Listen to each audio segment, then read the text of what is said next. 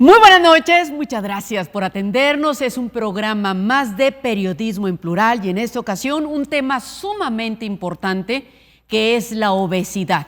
Y obviamente pues tenemos que tener como invitados a un especialista en el tema para que todo lo que usted pueda aprender, pueda tener de información en este programa pues sea muy confiable. Así que tenemos el gran honor y le agradecemos muchísimo al doctor José Rodríguez Villarreal, el que nos acompaña en esta ocasión. Él es cirujano bariatra y además él es el presidente del Colegio Mexicano de Cirugía para la Obesidad y Enfermedad Metabólicas. Así que es un gusto tenerlo aquí. Muy buenas noches. Gracias por la invitación y también buenas noches. Al contrario, doctor. Y bueno, vamos a comenzar y aprovechar el tiempo. En primer lugar, ¿cómo definimos la obesidad? ¿Qué es la obesidad? La obesidad se puede definir en varias formas, ¿no? Hay una, el aumento de peso en relacionado con tu superficie corporal. Entonces, hace mucho tiempo se sacó un índice de masa corporal, que es el peso entre tu superficie al cuadrado, que tu superficie de corporal en cuadrado. Entonces se dijo en aquel entonces que 18 a 25 era un peso normal. Y es que sale un factor, ¿verdad? Okay. Ahí en esa división que hacemos entre el peso y la altura al cuadrado.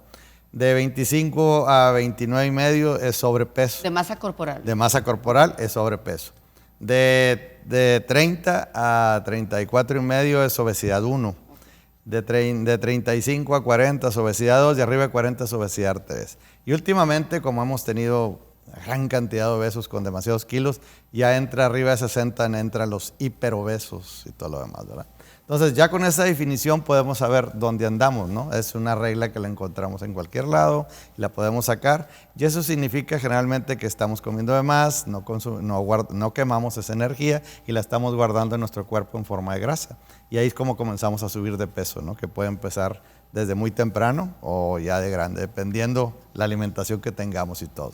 Hay estadísticas muy importantes. Por ejemplo, desde el 2005 se dice que la frontera México-Estados Unidos tiene el récord mundial, de no nada oneroso, de obesidad infantil. O sea, nosotros tenemos una combinación de alimentación entre México y Estados Unidos, sobre todo en la frontera, que ha provocado que nuestros niños sean los más obesos del mundo, ¿verdad? Entonces, ya también las estadísticas de la OMS, que nos dice cómo estamos en México, dice que 70-85% de los mexicanos tenemos sobrepeso. O sea, estamos arriba de los 25, ¿verdad?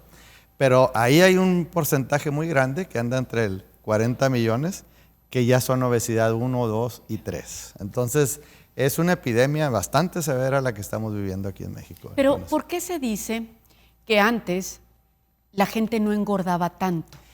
Hay muchos factores, ¿verdad? Podemos echarle la culpa hasta genético, pero yo creo que es... Sí, o sea, se dice que antes se decía que un padre obeso daba el 50% de hijos obesos. Ahorita se dice que un padre obeso da el 80% de hijos obesos. ¿Pero por el ejemplo o por...? Por el ejemplo, como come, lo poco sedentarismo. Entonces, si nos vamos a la genético, entonces. Sí, porque hay una parte que le llaman epigenética, que se relaciona mucho. Nuestros genes van modificándose en ciertos factores y si el cuerpo se siente que la obesidad es la parte normal, los descendientes pueden ser obesos, ¿verdad? Entonces es bien importante, a la edad de, bueno, yo ya tengo más de 60 años y nosotros jugábamos todo el día en la calle, nuestras raciones alimenticias eran menos. Actualmente las raciones alimenticias son muy grandes y sobre todo plagadas de carbohidratos y grasas, que son las más malas y las que se acumulan, ¿verdad? El sedentarismo con los juegos electrónicos, la inseguridad que no dejamos salir a nuestros hijos, entonces, y luego aparte pandemia y todo lo demás, ¿no? Pero estos son los factores que tenemos que estudiar desde el principio para evitarlo. Que todo el mundo piensa que la cirugía bariátrica es la solución y no es cierto.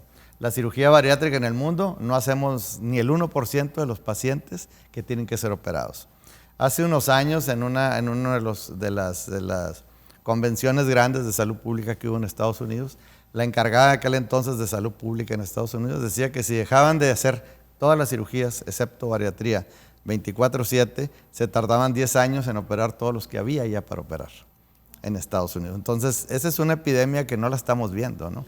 Y yo creo que lo que se debe hacer es la prevención, desde siempre la prevención es la que debe hacer. Por supuesto, y aquí nos lleva a ¿qué tipo de alimentación están permitiendo comercializar las autoridades? Eso es increíble. Dentro del Congreso Nacional que tuvimos esta semana pasada, que tuve el honor de organizarlo, invitamos a Salud Pública. Son la gente que puso las etiquetas hexagonales de exceso de carbohidratos y todo. Ellos dicen que más de 200,000 kilos se perdieron el primer mes, nada más por las etiquetas. Entonces, ese es el primer paso que está haciendo el gobierno, que creo yo que tiene sentido. El otro que dicen, pésate, mídete, haz ejercicio, se me hace muy poco. También ha ayudado mucho el gobierno de Coahuila y ellos hicieron un aditamento con la Secretaría de Educación Pública muy importante. Se concientizó a todos los maestros de lo que era la comida chatarra, el ejercicio, y se pusieron varias categorías en las calificaciones y evaluaciones de los niños. Muy interesante, yo no lo había oído, lo escuché ahora en el Congreso, donde ellos pesan al niño y lo califican y lo evalúan de todas sus materias. Pero si no ponen el peso a la salida del año, del semestre, y no entra la calificación como tal. Entonces los maestros ya los están pesando, midiendo, haciendo ejercicio más o menos regularmente y monitorizado y todo. Y ese es un gran paso, ¿no? Que se nos ha olvidado. No hay educación física en las escuelas, etcétera, etcétera. La comida chatarra de las cooperativas, etcétera. Eso también tienes que verlo de todos lados, ¿no? Porque llevar frutas y verduras, entonces a una escuela que se te puede echar a perder, cosas, tampoco podemos dar eso. Yo creo que la alimentación debe ser concentrada en la casa, ¿no? Principalmente. Pero ustedes por ejemplo, como presidente del Colegio Mexicano de Cirugía para la Obesidad y Enfermedades Metabólicas, ¿qué tanta injerencia, a lo mejor aquí en México, en Estados Unidos, qué tanta injerencia pueden tener en esta industria de la alimentación que está tremendamente y enfermando a nuestros pueblos? Lo que hemos hecho conversatorios en la Cámara de Diputados, llevamos 2, donde en el 2018 ayudamos casi al 100% en hacer la norma técnica para la obesidad, y todo eso está escrito. Incluso la cirugía bariátrica está autorizada en el sector público, pero últimamente pues no hay capacidad económica para hacerlo, etcétera, ¿Por qué? etcétera, ¿Qué se etcétera. necesita? Se necesita la certificación de los médicos, que tengamos, básicamente la cirugía bariátrica no depende del cirujano, depende de un grupo multidisciplinario, en los cuales se incluyen y deben de estar entrenados nutriólogos, psicólogos, anestesiólogos, internistas, incluso hasta psiquiatras y obviamente el cirujano.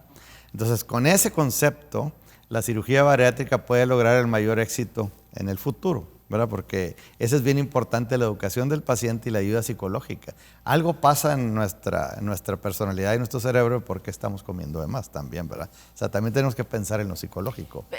Pero a mí me llama, y lo insisto, porque, digo, si hay una comida chatarra a la mano, mientras otros productos más sanos están carísimos, por ejemplo, y una hamburguesa o unas papas fritas salen mucho más baratos que una lechuga, que un pescado, que... ¿Cómo se puede intervenir ahí? Eso generalmente depende del gobierno federal, ¿no? El gobierno estatal y municipal, ¿verdad? Nosotros somos una asociación civil que lo más es que apoyamos, difundimos, aclaramos, y hemos tenido, sí, por ejemplo, te digo el ejemplo de Coahuila porque ellos levantaron la mano y pidieron ayuda hace 4 años. Nosotros se la brindamos, fuimos, incluso iniciaron un programa bariátrico público. Llevan más de 350 cirugías con mucho esfuerzo porque no tienen ayuda del gobierno federal, lo están haciendo con fondos estatales, y ellos integraron las clínicas de primero, segundo y tercer nivel. La parte de abajo que tienen de su personal de salud la optimizaron para que detectaran y ayudaran y sacaran del problema a los que tenían sobrepeso y obesidad 1. Y luego lo metieron al grupo de nutrición, psicología y fisiatra a ver si podían evitar la cirugía. Y de ahí sacaron, ya han hecho 350 cirugías a la gente más vulnerable. La población vulnerable está descrita como aquella población que no tiene capacidad económica, que puede estar en desventaja con todos los demás y que necesitan ayuda inmediata para resolver su problema, de cualquier tipo, ¿no? Pero bariatría entra ahí en ese aspecto muy bien porque es la gente que más lo necesita, que no tiene los recursos para operarse en forma privada. Entonces, ¿no se puede hacer nada contra la industria mundial de la alimentación chatarra? Sí, por ejemplo, el etiquetado es muy bueno. O sea, yo al menos prevención. Voy y veo que tiene muchos... Pero la industria ahí sigue. Sí. ¿Cómo terminar con ella? ¿No se puede? Es bien difícil, yo creo que es muy difícil. O sea, yo no tengo la capacidad para decir qué hacer. Debe ser una legislatura. El diputado Ramírez Barba, que es de Guanajuato, él está en la Comisión Permanente de Salud en la Cámara de Diputados, en esta sección, y él ha trabajado intensamente para eso. ¿Pero por qué no se puede si está enfermando a nuestra población? Es bien difícil saberlo. Yo creo que puede tener factores económicos, relaciones, etcétera, etcétera. Pero bueno, al menos el etiquetado. Yo voy a hacer una compra y si veo muchos hexágonos, no lo agarro. Entonces lo que nos queda es nosotros mismos. Sí, nosotros ¿Y cómo mismos. hacer? Porque usted hace unos momentos mencionaba, es que ¿cómo provocar que la gente no coma? ¿O cómo provocar que la gente se dé cuenta exacto, que no coma comida chatarra, que coma sano?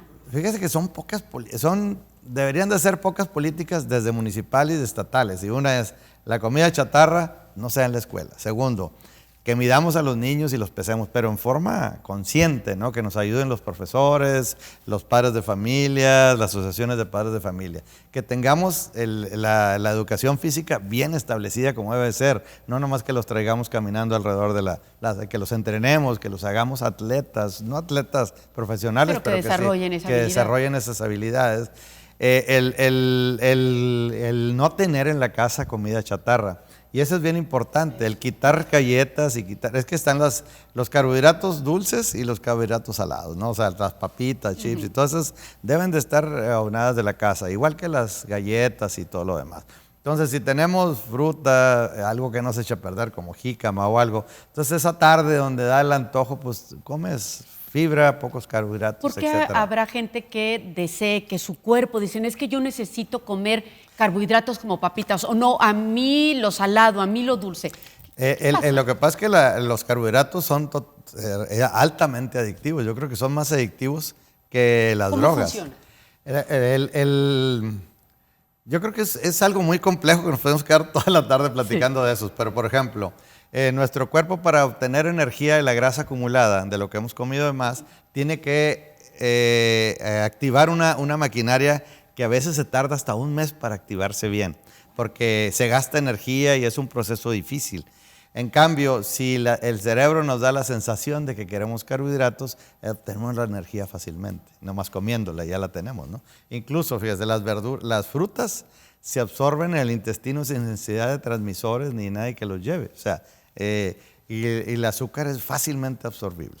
Entonces, cuando comemos un poco de más y lo vemos en una venta comercial de un café, esos latte, frappuccino, cosas de esas. Carísimas, por cierto.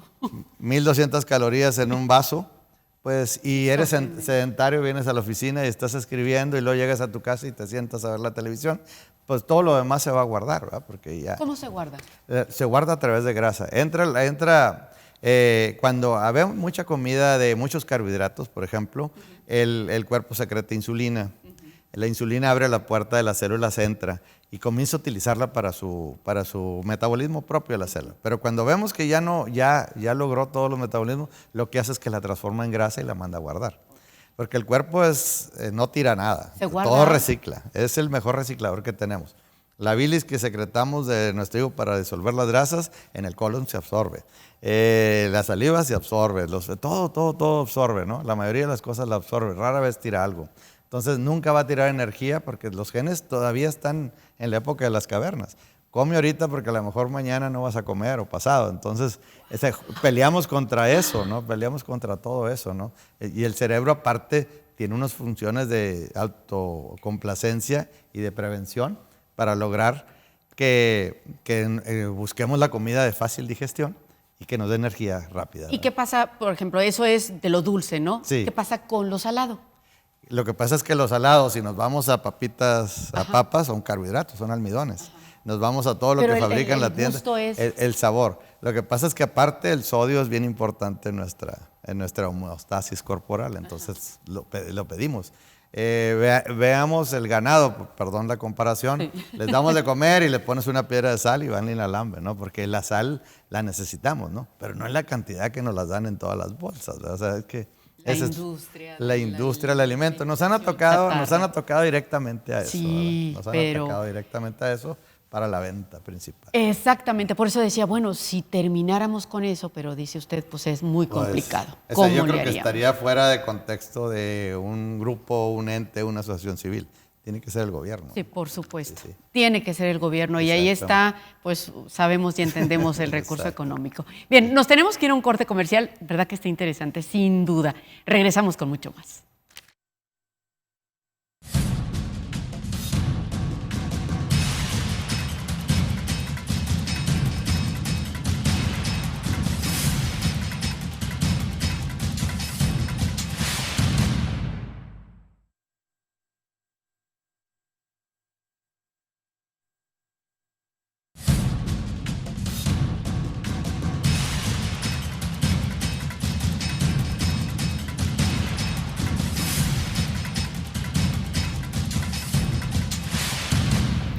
Como ya partimos del hecho de que terminar con la industria alimentaria chatarra dependerá de los gobiernos, y eso no está al alcance del que nos hace el favor de escucharnos, ni del doctor, ni, en fin, no depende de nosotros.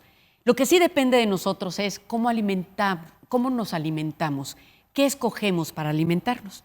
Y aquí el doctor, por supuesto, es experto, y hace unos momentos él nos decía, tenemos esta necesidad de comer dulce y comer salado. Hay una necesidad psicológica y funcional, ¿verdad? Y funcional porque es adictivo también este asunto. Entonces, si comemos y no lo quemamos a través del ejercicio, ¿qué va sucediendo en nuestro cuerpo? Generalmente lo que habíamos dicho ahorita es al momento que entra una gran cantidad, sobre todo carbohidratos y grasas, el cuerpo lo trata de incursionar a las células para que ellas tengan su metabolismo y tengan la energía necesaria para producir todo lo que hacen ellas, ¿no? Entonces, al momento en que esa energía ya se cumplió su trabajo, ya no hay más gasto de energía, la transforman y la comienzan a guardar en forma de grasa, ¿no? Es algo muy complejo, pero simple y sencillamente es así. Entonces, ya nos vamos hay grasa visceral, la que está dentro. Es lo primero que se nota.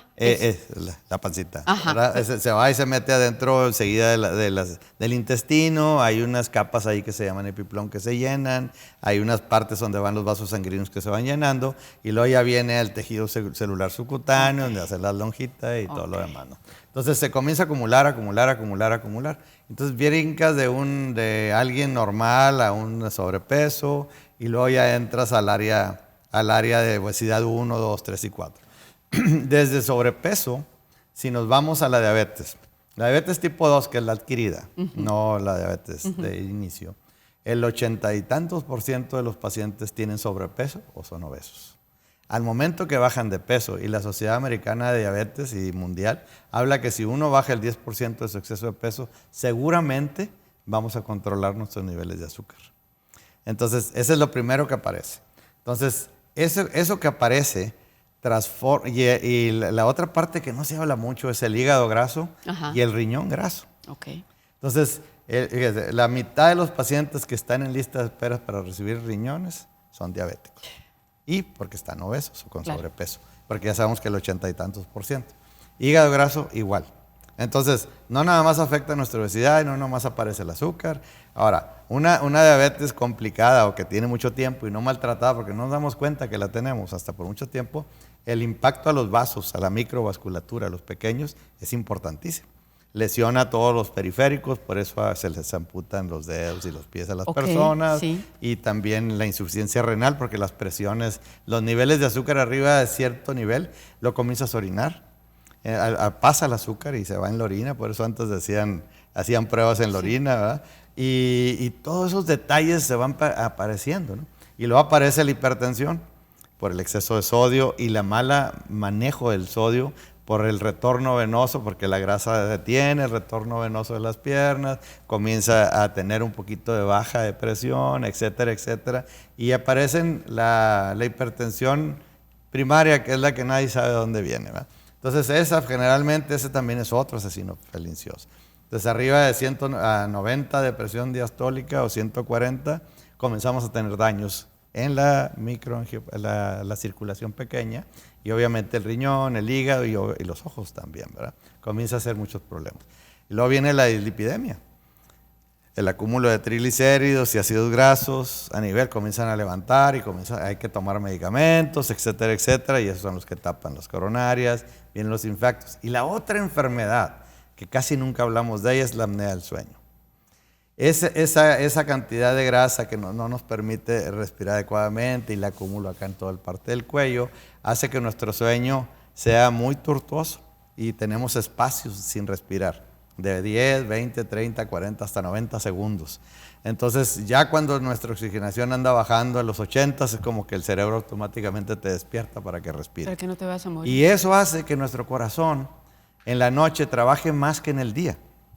Entonces, esos son los infartos que suceden en la madrugada, o el paciente que en el día se está durmiendo y que llega a su casa, o yo tengo pacientes que se han dormido en la línea cruzando. Entonces, esa apnea del sueño es asesina también. Entonces, si nos vemos, ¿qué resuelve la cirugía bariátrica en los pacientes que trae indicación, que son de obesidad 2 para arriba, o uno con mucha carga genética, ¿no? Papás, tíos, abuelos, diabéticos, hipertensos, se pueden operar? El 90% de la apnea del sueño se controla, el 85% de la diabetes se controla. No digamos que la cura, decimos que la controlamos. Hipertensión se controla, el lipidemia se controla. Entonces quitamos esos 4 o 5 factores que matan o que incapacitan. Y luego ahí viene la cantidad de dinero que gastamos como país. 150,000 millones de pesos en pacientes obesos, nada más por obesos que se incapacitan por algo que les pasa. Claro. Pero dicen que para el 2050 el seguro gastará 250,000 millones de pesos en los pacientes, nada más en los diabéticos. Claro. Y sabemos que el 80 y tantos % de los diabéticos es por obesidad. Pues, ¿dónde debemos de atacar? Ahora, ¿es necesario en qué momento lo único que nos queda para salvarnos de la obesidad es una cirugía? ¿O cuando todavía tenemos la posibilidad de bajar con ejercicio? Hay estudios muy importantes que hablan que si tenemos obesidad 2, o sea, de 35 índice para arriba, solamente con ejercicio y medicamentos, uno adecuado a 480 lo logra. Ay, no es cierto. Entonces tenemos que hacer algo antes de llegar a ese nivel. Y de sobrepeso lo arreglamos rápidamente con ejercicio y dieta. Y no ejercicio de extremo, ¿no? De peso, yo siempre digo, el caminar 15 minutos son 2,5 kilómetros. El caminar, 30 minutos son 2,5 kilómetros. Pero si caminamos 1 hora son 5 kilómetros. ¿Por qué? ¿Qué sucede en nuestro organismo? Al momento que empezamos a caminar, comenzamos a quemar energía. Nuestros músculos tienen tono. La bomba venosa para subir esa sangre que a veces se nos estanca por la obesidad son los músculos. Entonces al caminar comienzas a movilizar esa sangre. Nuestro corazón trabaja un poquito más y está más sano. Nuestra circulación cerebral mejora bastante. Nuestro tono muscular mejora y estamos quemando energía. Pero no va a ser un día, ¿no? No, eso es cotidiano. Eso hay que hacerlo 24/7, todo. O sea, no 24/7, sino los 7 días de la semana. ¿Y cómo lograr que se convierta en un hábito? Es un esfuerzo propio. Yo digo que no podemos obligar a nadie a hacer eso si él no está convencido que lo va a hacer. Es igual cuando necesita la cirugía. Si él no va por su moto propio a solicitarla, de cualquier tipo, es imposible operarlo. Entonces, el hacer el ejercicio, yo creo que también lo que tenemos que hacerlo es colgarlos desde joven, ¿no? Sí. O sea, la memoria física, aunque dejemos 10 años de hacerlo, la recuperamos después de que empezamos otra vez. Pero se necesita constancia, obviamente. Mucha constancia, y la constancia nos da la escuela, que ahorita la tenemos perdida, totalmente perdida. No hay educación física en las escuelas. O sea, entonces, ¿cómo creas el hábito, verdad? O sea, ¿cómo creas el hábito si nomás lo sacas a caminar tantito y a divertirse y a platicar? Si no tienes un programa bien establecido y evaluado. Claro. Evaluado, ver la evolución de ese niño en el año escolar. Y no tenemos esperanza, obviamente, de que regresen los maestros de educación física a todas las escuelas.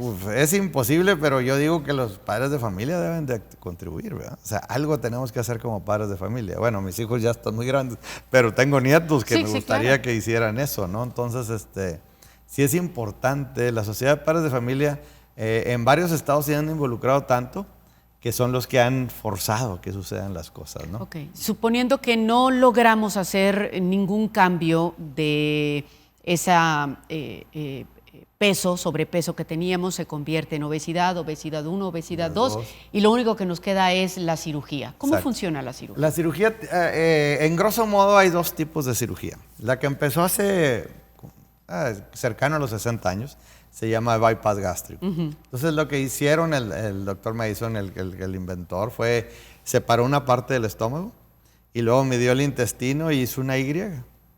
por una parte baja el alimento sin tocar las enzimas digestivas, y por otra vienen las enzimas digestivas y en la parte de abajo de la Y es donde se junta. Entonces la digestión no se hace completa, nomás se hace el 50% de lo que comes. Y un estómago pequeño te da restricción. Comes poquito, te llenas y luego aparte de lo que comiste, nada más la mitad se absorbe.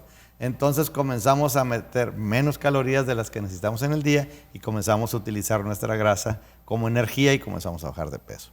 Es como canibalismo propio.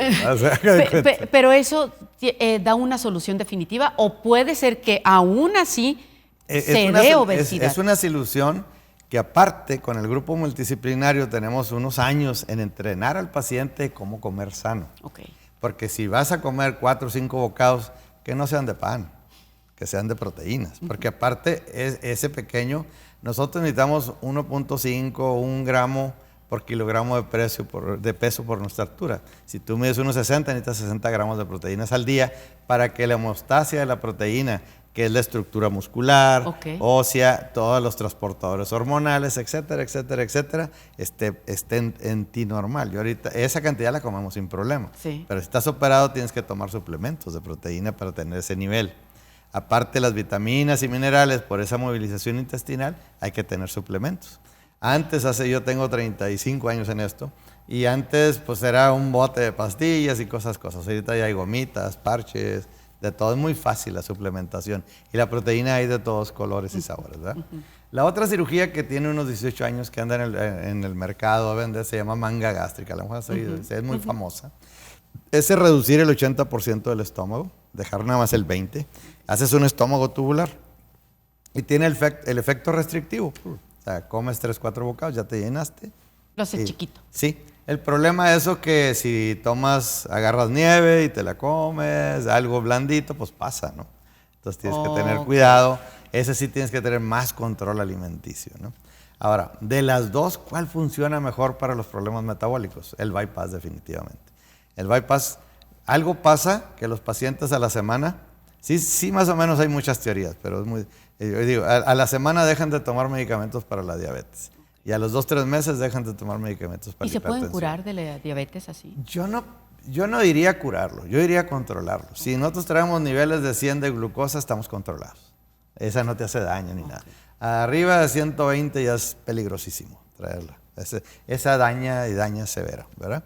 Entonces, el controlar eso se deja de roncar el paciente, se le quita la apnea del sueño, etcétera, etcétera. Y aquí entra también otro factor, el mental, psicológico. El psicológico. Sí, nosotros, fíjese que en el colegio, bueno, ahorita hablamos de las certificaciones.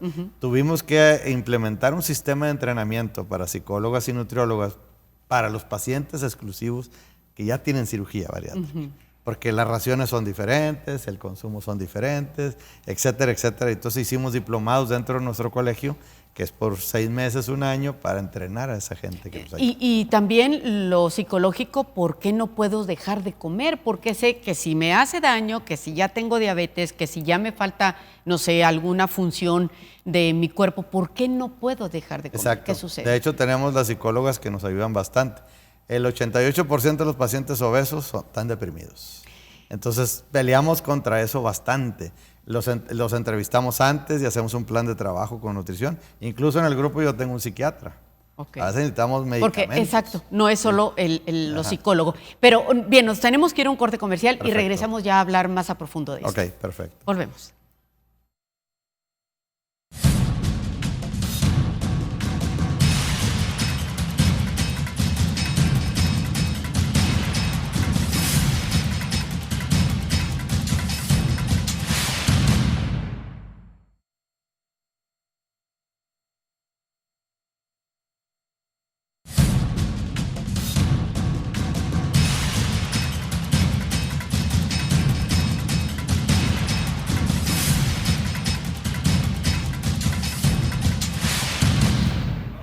Qué interesante, porque entramos a uno de los temas que muy probablemente para muchos es difícil hablar, porque ni siquiera sabemos qué es lo que pasa, qué es la depresión, qué es esa angustia, qué es el no estar conforme con lo que tenemos, los problemas psicológicos y a veces hasta psiquiátricos.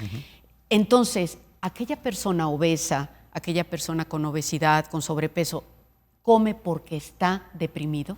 Puede, pero yo creo que es multifactorial. El hecho, o sea, tenemos que hacer la carga que tenemos por comer algo y el vicio que tenemos por comer carbohidratos y grasas. Y luego, aparte de la depresión, tienes que tener una vía de escape por algún lugar. Y la alimentación es, yo creo que la vía más frecuente de escape. Y es la que más usamos todos, ¿no? Entonces es bien importante hacer una evaluación primaria del paciente para ver su estatus psicológico. Porque nosotros en el grupo tuvimos que ponerle, porque antes yo me acuerdo que le decíamos, bueno, esta psicóloga te va a atender, vas y consultas con ella. Tuvimos que ir modificando nuestra técnica y nuestro protocolo a tener la psicóloga en el grupo, en el mismo consultorio, y que no le costara dinero para que la fuera a ver. Porque esa es una parte primordial de lo que está pasando. Tiene que entenderse. Y es comprensible, o sea, ¿por qué no me deprimo si voy a comprar ropa y no me queda nada? Y agarro la ropa que tengo guardada ahí en el closet y no me queda. Voy a tener que ir a una boda de un pariente y no hay yo que ponerme y es todo un show. Entonces, eso en los hombres y en las mujeres pasa lo mismo, ¿no? Entonces, ahí empiezan las angustias y ahí vienen las depresiones, etcétera, etcétera. Entonces, el manejo de esa parte ahí es bien importante. Y usted mencionaba algo también antes de entrar de nuevo con usted. Mencionaba la pandemia. ¿Qué desencadenó la pandemia? La pandemia nos desencadenó mucho. O sea, nuestro trabajo cotidiano, diario, enmascara a todos nuestros problemas porque andamos tan ocupados y llegamos tan cansados y a veces hacemos cosas hasta de más, por tal de no tener en la cabeza esos detalles que traemos escondidos. Cuando nos encierran por un tiempo, bueno, por ejemplo, nosotros nomás nos encerraron un mes y seguimos trabajando y le tuvimos que seguir dando entre todo lo que estaba pasando. Pero hay gente que estuvo 2 años encerrada en su casa o se volvió a home office su trabajo. Entonces, el estar en la casa es terriblemente pesado porque no hay un horario de trabajo. Tú empiezas temprano y puedes terminar hasta las 10, 11 de la noche, tus hijos no tienen clases, entonces nuestro entorno y nuestra revisión se cayó, ¿verdad? Y ahí es donde comienzo a saltar tantas cosas, ¿no? Y la obesidad creció como loco. Se elevó. Y los bastante. problemas mentales también. Y los problemas mentales también, las tasas de suicidio y todo lo que se imagina uno. Y aquí obviamente requiere de un psicólogo para poder dejar de comer y evitar más que necesitar un psicólogo para dejar de comer es entenderte. El psicólogo hace que te entiendas. Al momento que tienes una catarsis con él más o menos te orilla, bueno, no será que lo que está pasando es por esto. Entonces te va alineando tus ideas hasta que tú llegues a una conclusión por ti mismo, ¿no? Y eso hace el psiquiatra y todo lo demás. Lo que pasa es que el psiquiatra tiene la capacidad de dar medicamentos cuando nota una enfermedad mayor, ¿no? Entonces, el tener un psiquiatra dentro del grupo es de gran ayuda, ¿verdad? Porque hay pacientes que sí necesitamos tratamiento y otros que no necesitamos tratamiento, y el tenerlo, pues lo podemos desarrollar más. ¿Y qué pasa con aquellas personas que aún teniendo una cirugía vuelven otra vez a los pesos altos? Yo siempre he dicho que el cuerpo no conoce de doctores ni de procedimientos. Él va a adaptarse como le vaya yendo. Y yo creo que el lapso de adaptación va de 2 a 5 años. Entonces, si en ese lapso no controlamos nuestros niveles y nuestros hábitos de comer, que ya nos dio una gran ayuda, la cirugía nos da del 90 al 80% del trabajo. Sí. Nos queda un 10%. Pero hay que trabajar con ese 10% duro para que en 2 años, 3 años no volvamos a engordar. Okay. Sobre todo con la manga. La manga puede engordar más rápidamente porque, pues, si los sólidos nomás son 2, 3 bocados y lo blandito con carbohidratos pasa todo un bote, pues vas cambiando inconscientemente, ¿no? Entonces, el bypass, a pesar de tener más nutrición, pues no engorda uno, no regana peso hasta después de 10 años, 15 años, ¿no? Entonces, es mucho más seguro. ¿Qué porcentaje de los que son con la cirugía, los que tienen cirugía, regresan a pesos mucho más altos? Es bien difícil saberlo porque casi el 70% de tus pacientes los pierdes después de 5 años, ya no sabes qué pasa con ellos. Pero las estadísticas mundiales hablan de en la manga hasta de un 30% después de 10 años. Que regresen al sobrepeso. Y es el paciente que ahí podemos entrar ahorita a lo que es la certificación. Cuando comenzaron a salir las cirugías bariátricas, las hacíamos todos los cirujanos. Pues somos cirujanos generales, ¿no? Que nos dedicamos a la cirugía bariátrica como su especialidad. Entonces, antes no había regulaciones, entonces uno hacía todo lo cirujano, más la bariatría, ahí viene otra, y aprendí la técnica, fui a un cursito 2, 3 días, etcétera, etcétera, y lo hago. Entonces, esas técnicas fueron los que elevaron las complicaciones y morbilidad de las cirugías bariátricas. A lo mejor no mal hechas, pero sin la experiencia necesaria para arreglar detallitos que te vayan saliendo durante el camino, ¿no? Por ejemplo, la experiencia que tú tienes en entrevistar, cualquier cosa que pase, tú la arreglas acá. Es igual en cirugía, o sea, tienes que tener esa habilidad. Entonces, hace 25 años que formamos ya por fin el colegio de todo, éramos 15 al principio, y luego ahorita ya somos más de 450. Y vamos a crecer, este año ingresaron 70 más. Entonces yo creo que en 4 o 5 vamos a ser 1000 cirujanos bariátricos en el país, que eso es muy bueno, ¿verdad? Claro. Y luego comenzamos a ver que necesitamos el grupo multidisciplinario, ¿verdad? De tenerlos asesorados también, porque una nutrióloga común, mis respetos, pero tratar a un paciente bariátrico necesita estar entrenada, porque las dosis y todo lo demás, las porciones, ¿verdad?, son bien diferentes, las concentraciones. Entonces hicimos cursos y diplomados para todas ellas para certificar. Y el país hace un buen tiempo creó una comisión de certificaciones para todas las especialidades de medicina. Hay más de 46 especialidades que están certificadas. ¿Y eso sirve para? Tú vas a ver a tu ginecóloga y tiene que tener un título ahí que diga certificado de CONASEM y de ginecología. Eso significa que presentamos un examen oral y lo escrito y luego 1 a 1 y llegamos a una puntuación que es muy alta. Si no lo tiene, no te dan esa certificación que trae tu foto y tiene caducidad. Lo tenemos que hacer cada 4 años. Entonces, nosotros cada 4 años tenemos que presentar un examen nosotros mismos, las comisiones, hacemos los exámenes, pero es como evaluación 1 a 1, pero le vamos aumentando toda la normalidad. Entonces, si tu pediatra no está certificado, duda un poquito de él. Es lo que debe decir, y que no le dé vergüenza preguntar, ¿no? Exacto, a ver, ¿dónde está tu certificación? Y acá en cirugía es igual. Cirugía estamos certificados como cirujanos generales, pero aparte tenemos que tener la certificación de bariatras. Entonces, también cada 4 años tienes que pedir, vas a operarte de bariatría, tienes que pedir tus certificaciones. ¿Cabe la posibilidad de desnutrición? Sí, claro. Sí, en las dos cirugías, todas las cirugías te puedes desnutrir. Por eso hay que dar los suplementos de proteína y dar los suplementos vitamínicos y de microelementos. De hecho, es las complicaciones más frecuentes crónicas que se presentan. Ahora vamos a entrar a un tema que ya vimos todo lo malo que provoca el no tener buenos hábitos alimenticios y demás. Vamos al origen. ¿Cómo provocamos, cómo hacemos para que nuestros hijos no sean obesos de adultos? ¿Depende de nosotros como padres de familia? Claro que sí. O sea, tenemos un ejemplo de que nuestra comida está basada en comida chatarra. Pues el niño va a comer comida chatarra.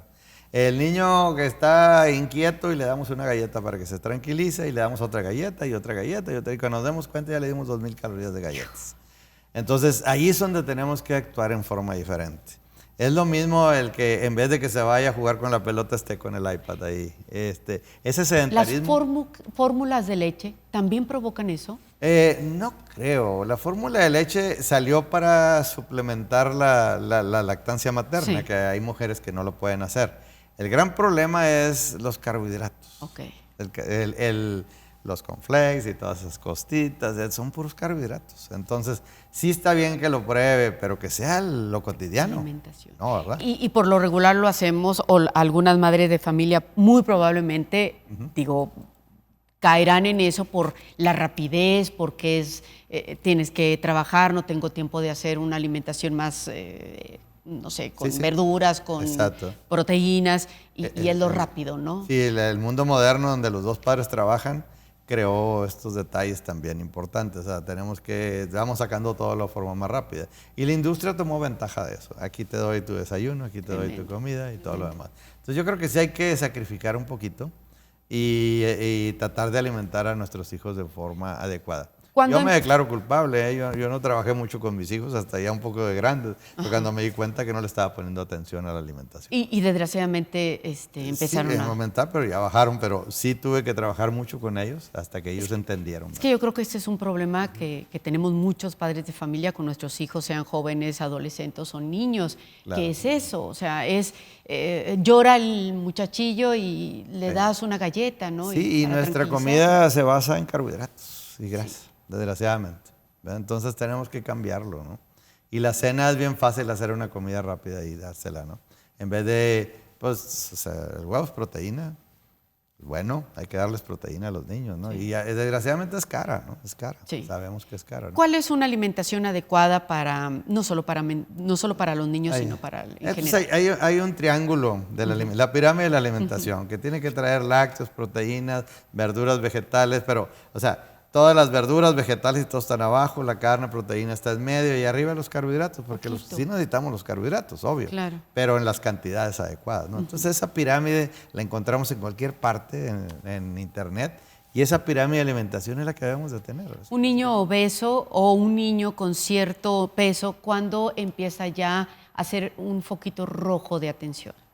Me han llevado niños al consultorio de 12 años de edad que pesan 130 kilos. No es cierto. Que son diabéticos, hipertensos y tienen insuficiencia cardíaca. Qué doloroso. Es un niño que está condenado a tener grandes problemas de salud y aunque lo operemos, la ley no lo permite. La ley nos dice que es de 16 a 65 años.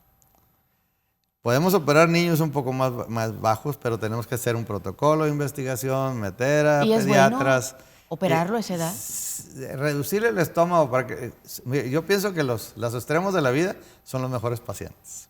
Son los pacientes que más responden a todo lo que les digamos y nos hacen caso. Los del medio con ubicación alta son los retadores. Todos retamos, no todos queremos ganar. Entonces, esos son los que hay que trabajar mucho con ellos porque van a retar los volúmenes alimenticios y van a querer comer más. O sea, todo es reto, ¿no? En tu vida profesional. Claro. Entonces, lo traspasan a la vida. Entonces, hay que trabajar mucho con ellos, ¿verdad? Pero un niño que... Un niño con una cirugía bariátrica, sobre todo restrictiva. El bypass, el mover el intestino, si no está bien calcificado, los cartílagos de crecimiento, no se le debe hacer porque ya no va a crecer, ahí se va a quedar de ese tamaño, ¿no? Entonces tenemos que tener mucho cuidado. Pero la obesidad también provoca eso, ¿no? Que tu desarrollo no sea el adecuado. Lo que pasa es que también hay unos cambios hormonales terribles. Las hormonas primarias, la masculina y femenina, son las más primarias de nosotros, desde el desarrollo. Entonces, ellas, al momento, la grasa visceral que guardamos, el cuerpo la moviliza cada semana, las cambia de lugar, etcétera, etcétera. El aumento de circulación de esas grasas atrapa las hormonas y las modifica. Por eso a las mujeres les sale la acantosis nícrica, unas rayas negras aquí, y unas manchas, les sale vello, se ponen más oscuras de la piel, se les hacen las mamas más pequeñas y los ovarios poliquísticos, unos trastornos de la menstruación terribles con muchos dolores. ¿Y eso es? Eso es debido a obesidad y a la movilización de grasa que la hormona femenina la transforma un poquito en masculina. Y a los niños los feminiza. Los hace caderoncitos, se vuelven menos activos, etcétera. O sea, hay unos trastornos que no se imagina uno lo que pasa. Sí, y obviamente esto provoca... Claro, pues es un niño que va a estar bulleado, que va a estar relegado, que siempre va a estar resentido. Y es un niño que tenemos que tener en cuenta los papás, que un niño de esas características va a sufrir, ¿verdad? Va a sufrir mucho. Y bueno, bueno, hay que evitarlo, ¿no? Sí, porque a veces se dice, no, déjalo comer, hombre, no pasa nada, es un niño, al rato crece y se desarrolla. Yo me acuerdo que en la juventud entre más gordito estaban más sano y pues no es cierto, no es cierto, totalmente, es al revés. Y entonces, bueno, nos vamos a ir a un corte comercial, nos marcan el corte y regresamos, todavía hay mucho más que platicar.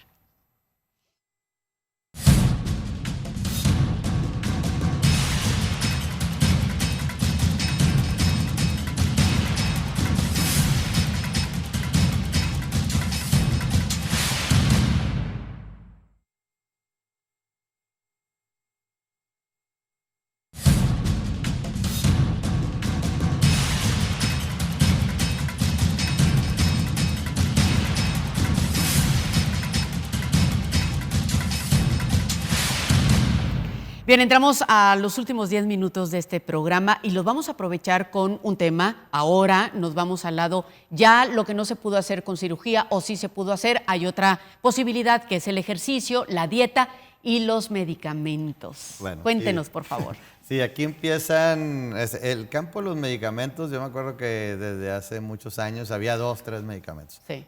Desde los últimos 10 años para acá y generalmente los últimos 5 años han salido unos 6, 7 medicamentos. Desgraciadamente son muy caros.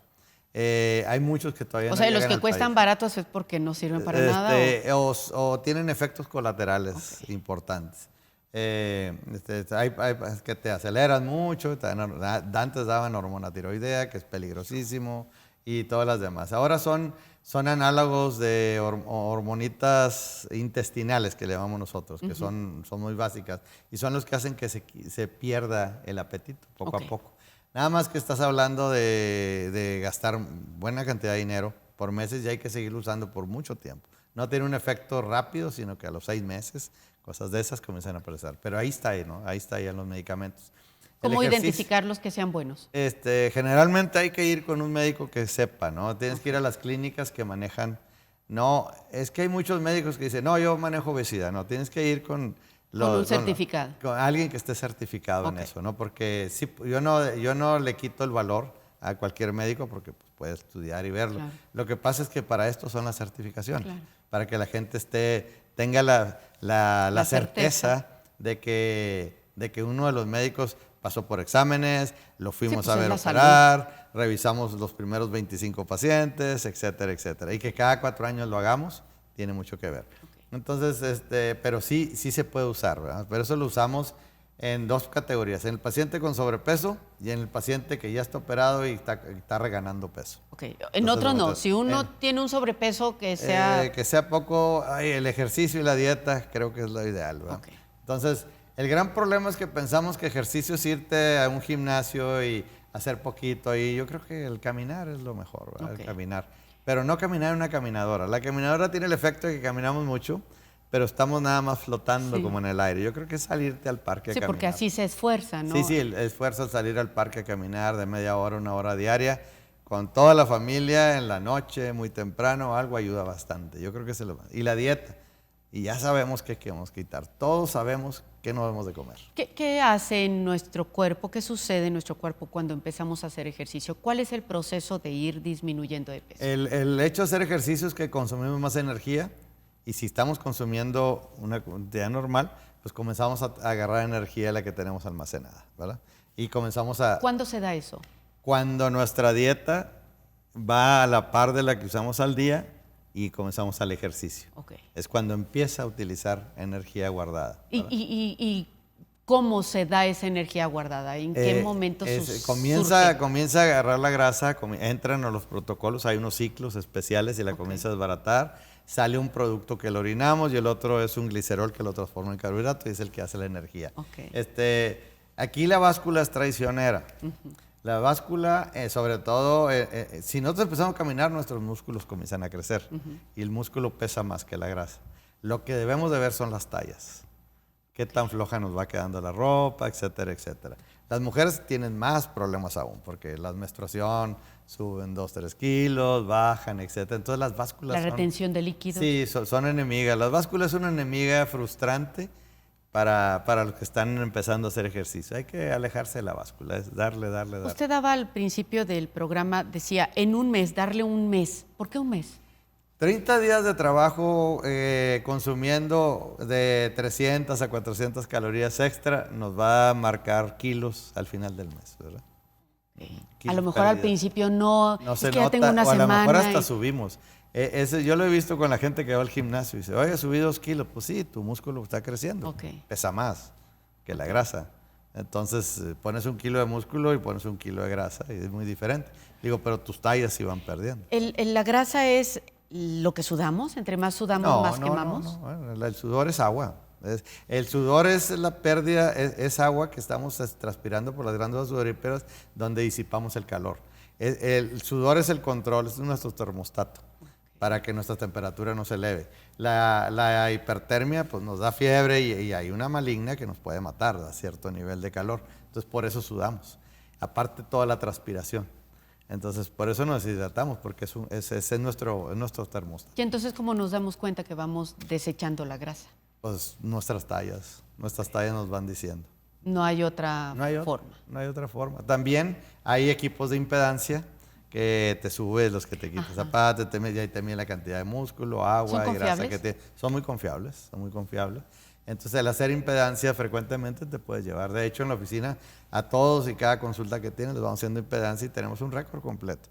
Y ahí sabemos cuándo se levanta alguna de las barras y ahí, oye, estás volviendo a comer de más, estás subiendo tu nivel de grasa, algo está pasando y ahí vamos informando. La impedancia es muy buena porque nos lleva el rango de músculo contra grasa y agua, ¿no? Ok. Y bueno, lo más importante, más allá de lo estético, la salud, por supuesto, la salud. y con ello la alimentación, ¿no? ¿Qué se provoca cuando comemos bien? Además de que no subimos de peso. Híjole, pues muchas cosas, ¿no? Porque al momento de comer fibra, nuestros hábitos intestinales son normales, hasta el humor cambia. Ahí me platican los pacientes que cambia el humor, se vuelve más agradable, tienes más hábitos. Y también el otro problema que no hemos hablado es lo osteoartrítico. Un obeso le duelen las rodillas, le duelen los tobillos por el peso. Claro. Le duele la espalda, no se puede abrochar los zapatos y obviamente no puede jugar con sus hijos como quisiera. Claro. Al momento que comienza a perder de peso y comienza las actividades físicas, mejoran. Y hay otro factor que nunca se platica, el sexual. La intimidad de la pareja. Hasta bajamos el tono de la voz. Es bien pesado porque eso no se platica. Claro. Pero es un trastorno enorme en las parejas, cuando hay un obeso ahí en las parejas. Por la energía, por lo físico. Por lo físico, lo que hablamos de las hormonas, se pierde la libido. Con la obesidad el obeso pierde el líbido. Entonces, y también la otra cosa, la vergüenza de la mujer a que lo vea el esposo, claro, y el esposo a que lo vea la mujer, y todas esas cosas pueden crear problemas íntimos y familiares importantes. Y ya que hablamos de esas condiciones sexuales, ¿la cirugía provocan o se arregla o mejora? Se arregla bastante. Todos hablan de todo positivo en ese nivel. Se arregla bastante. Todos le dan un 10, una estrellita a eso. ¿Cómo conseguir, ya para concluir, que el doctor al que estoy acudiendo, que me recomendaron, está certificado? ¿Dónde lo reviso? Todos tenemos que tener la certificación. Tenemos varias formas. Una es entrar a la CONASEM. CONASEM, sí. Y a la página y revisa ahí, y ahí debe estar si está certificado y actualizado. El colegio de nosotros, el CMCOEM, o sea, el Colegio Mexicano y las iniciales, .org.mx, ahí también están los certificados por estado. Okay. Y quién está actualizado. Okay. Y también debemos de tener el título colgado. Y no nada más el título de la CONASEM, tenemos que tener el de cirugía general y el de bariatría, y con fecha de caducidad. O sea, puede tener uno, pero se caducó hace 10 años, ese no sirve. Tenemos que tener el actualizado. Ok, y también recordé, cuando se hace la aspiración de grasa, la lipo, ¿eso es bueno o...? Pues depende. Yo siempre he pensado que a lo mejor es bueno a aquellos que traen unos kilitos de más y estéticamente quieren reconfigurar, moldear la figura, está bien. Pero alguien que trae 20, 30 kilos de más, pues le van a sacar 8, pero están infiltradas y se van 2 gramos de hemoglobina. No nomás se va la grasa, se va sangre, tejido y todo lo demás, ¿no? O sea...